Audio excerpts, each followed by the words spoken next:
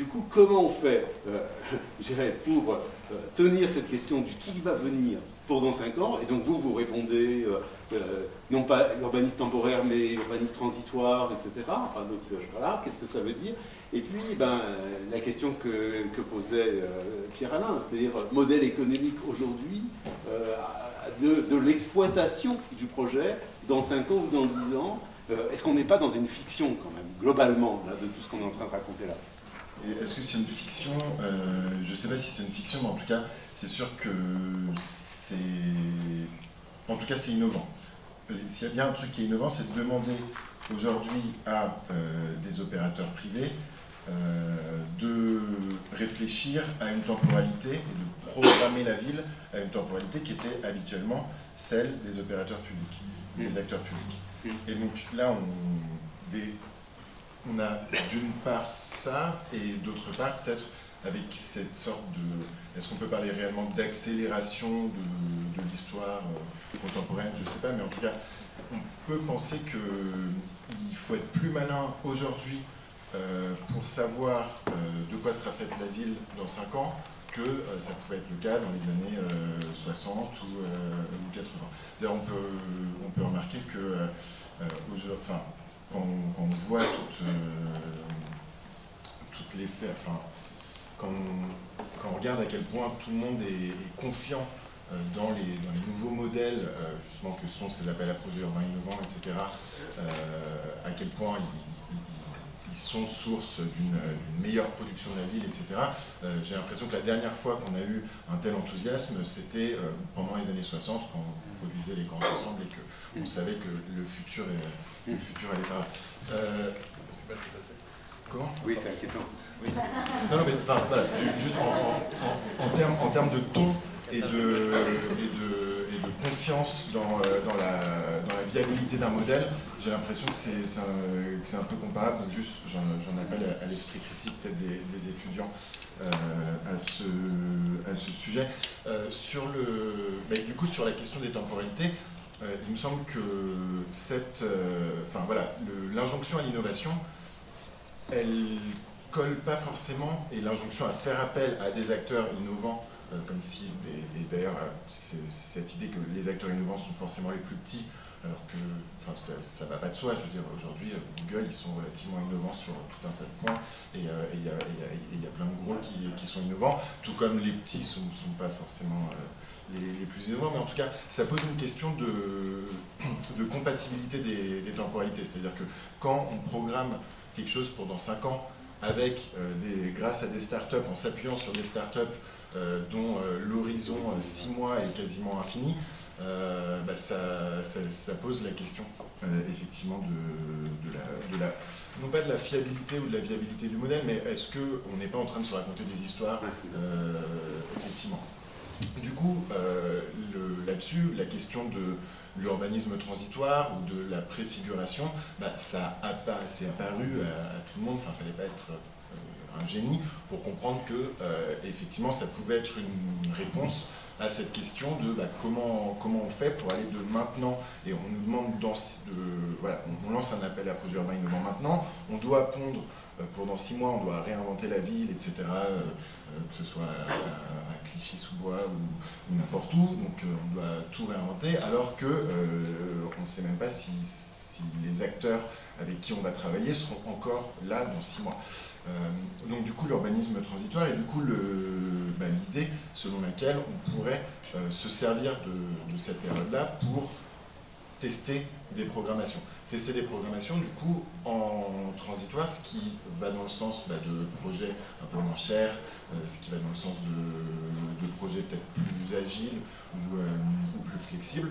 Et donc c'est là où on a été, avec les plateaux urbains, pas mal sollicités par des opérateurs. Donc là-dessus, on a été... Alors, la preuve qu'on ne sert à rien, c'est que on a été sollicité par 24 opérateurs en première phase. On a été en deuxième phase sur 11 projets et on en a gagné, je crois, 5 à la fin. Ce qui veut dire que c'est à la fois la preuve qu'on ne sert à rien et la preuve qu'on est fondamentaux. C'est-à-dire que si vous travaillez avec nous, vous avez une chance sur deux de gagner ou une chance sur deux de perdre. En tout cas, on voit bien que voilà, il y a eu une injonction que cette injonction à l'innovation, elle s'est traduite bien souvent par une injonction à faire de l'urbanisme transitoire, ce qui était d'ailleurs ce qui est resté en travers de la gorge de certains opérateurs qui disaient mais finalement voilà, on est obligé de faire ça alors que on voit bien que c'est dans une temporalité dans laquelle nous on ne sera pas trop présent, et qui disait finalement pourquoi est-ce que ce ne serait pas plutôt à la maîtrise d'ouvrage public de faire appel à ces opérateurs d'urbanisme transitoire. Et ça pose la question aussi de qu'est-ce qu'on transfère dans ces appels à projets urbains innovants, qu'est-ce qui relève du marché et qu'est-ce qui relève pas forcément du marché. Et il me semble que, tout à l'heure, le maire de Nogent parlait de l'aménagement, et que selon lui, il n'était pas nécessairement souhaitable de transférer les compétences d'aménagement aux opérateurs, et que lui, il avait vu à travers son expérience que finalement il était difficile de faire assumer à ces opérateurs le métier d'aménageur, qui est typiquement quelque chose qui coûte très cher sans rapporter nécessairement beaucoup d'argent, donc dont on peut se demander s'il relève du marché. Il me semble que pour l'urbanisme transitoire, c'est la même chose. Il me semble que pour l'innovation, c'est un peu la même chose. Donc du coup, c'est du coup plutôt vers les opérateurs privés qu'il faudrait se tourner en demandant est-ce que aujourd'hui, c'est un rôle assumé que de mener l'innovation, que de mener ce genre de... d'être la cheville ouvrière, en tout cas financière, de ces processus qui, ma foi, ne relèvent pas nécessairement des marchés immobiliers traditionnels. Oui, c'est ça. Est-ce que vous avez, je dirais, intéressé tous ces groupements et les mandataires sur urbanisme temporaire ou urbanisme transitoire? Parce que c'est pas du tout la même chose. Urbanisme temporaire, voilà, on est une séquence, intermédiaire. Urbanisme transitoire, ça veut dire que ça va probablement modifier et du côté des groupements et du côté de la maîtrise d'ouvrage, ce qui va effectivement sortir à la fin du projet. Or, le paradoxe, c'est ce qu'on a dit ce matin, c'est qu'on est dans une convention de cession foncière, et donc du coup, théoriquement, on est sur quelque chose qui est figé aujourd'hui, dans les 6 mois qui viennent, par la convention de cession. Donc, convention de cession foncière et urbanisme transitoire, il y a quelque part une contradiction. Donc, répondez, mais Max aussi, parce que c'est sur quoi vous êtes engagé, quoi. Je pense que déjà ce serait bien de se poser la question, là tout le monde, on fait une grande journée d'études sur le processus, on ne sait pas encore vraiment ce qui va déboucher, on n'a pas suffisamment de recul, je pense qu'il faut être assez... voilà, il faut faire attention à ça. Urbanisme temporaire, urbanisme transitoire ou préfiguration, l'urbanisme tactique, tout ça, il me semble que opposer ces différents vocables, finalement, c'est contraire à la programmation ouverte dont on se réclame. C'est-à-dire que, finalement, pour moi, l'urbanisme transitoire, c'est mettre une parenthèse dans la ville, c'est-à-dire le temps de la transition, ouvrir une parenthèse qu'on se donne éventuellement l'occasion de ne pas refermer, et qui peut éventuellement influer sur le projet pérenne. L'idée de temporaire, elle peut être assez flexible. Par contre, ce qui est sûr, c'est que poser ces questions-là, c'est revendiquer finalement des servitudes temporaires d'espace non marchand, ou en tout cas avec une rentabilité attendue qui est différente de celle des produits immobiliers traditionnels, et qui donc peuvent éventuellement générer des externalités autres, et donc avoir une influence positive sur le quartier. Mais vous avez raison, ça pose la question de est-ce qu'on doit les faire financer par des opérateurs qui peuvent légitimement attendre d'autres rentabilités et d'autres objectifs. Justement. Alors, juste pour répondre à ce que vous avez dit, est-ce que c'est une réalité ou une fiction? Aujourd'hui, c'est évidemment une fiction. Il n'y a aucun des projets qui a démarré. On n'est qu'à la fin d'un concours. Je suis persuadé que l'intégralité des projets qui ont gagné verront une forme de modification avant à terme.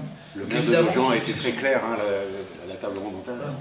Et je pense que même les villes qui ont porté ces projets avec des informations incomplètes, et qu'elles-mêmes ont besoin d'un temps pour les finaliser avec nous, avec les lauréats.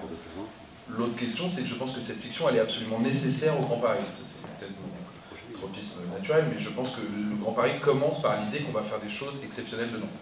Donc c'est la base de ça. Pour revenir à la question de l'urbanisme transitoire, évidemment que la temporalité est complètement, d'un point de vue économique, il est absolument délirant d'imaginer qu'aujourd'hui on connaît les opérateurs, dans 5 ans la moitié auront fermé. C'est même le propre de l'innovation, c'est que 90% des gens innovants ferment leur boîte un jour. Et un bout d'idée récupéré par quelqu'un d'autre.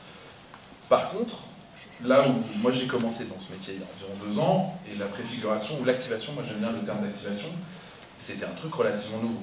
Mon travail avec Atelier Georges, avec Encore Heureux, avec des gens comme ça, il y a ce camp, et c'était relativement nouveau l'idée d'occuper tout de suite un endroit, même si Patrick Bouchin a fait ça pendant hyper longtemps, c'est pas nouveau comme méthode, mais c'est nouveau que ce soit que des opérateurs privés s'en emparent.